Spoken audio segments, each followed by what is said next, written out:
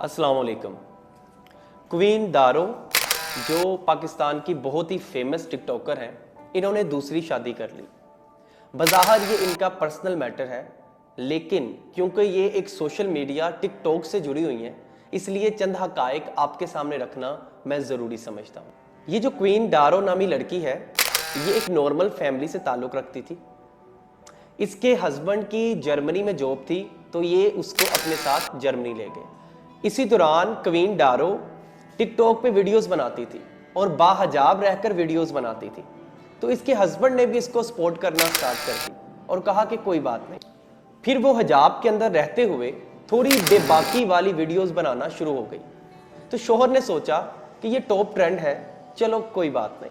फिर वो टिकटॉक के लाइव वाले फीचर पे आई और अपनी पर्सनैलिटी के ज़रिए लोगों से गिफ्ट बटोरे।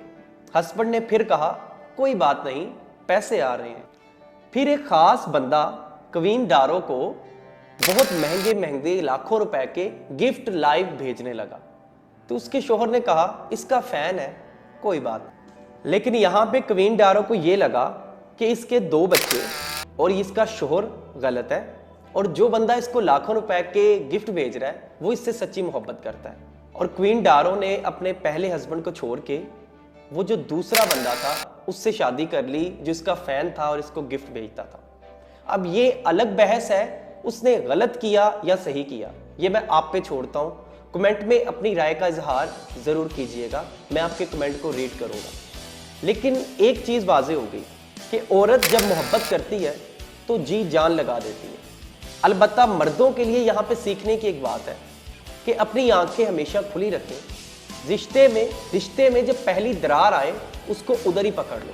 अब चूंकि टिकटॉक एक ऐसा प्लेटफॉर्म बन चुका है जो पूरी दुनिया में तो बहुत ज़्यादा फेमस है अपने कंटेंट के लिए, लेकिन पाकिस्तान में इसका जो मवाद है वो कुछ और तरफ ही लिए जाता है। लेकिन क्वीन दारो बहुत सी लड़कियों की रोल मॉडल थी, क्योंकि ये बाहिजाब लड़की नज़र आती थी।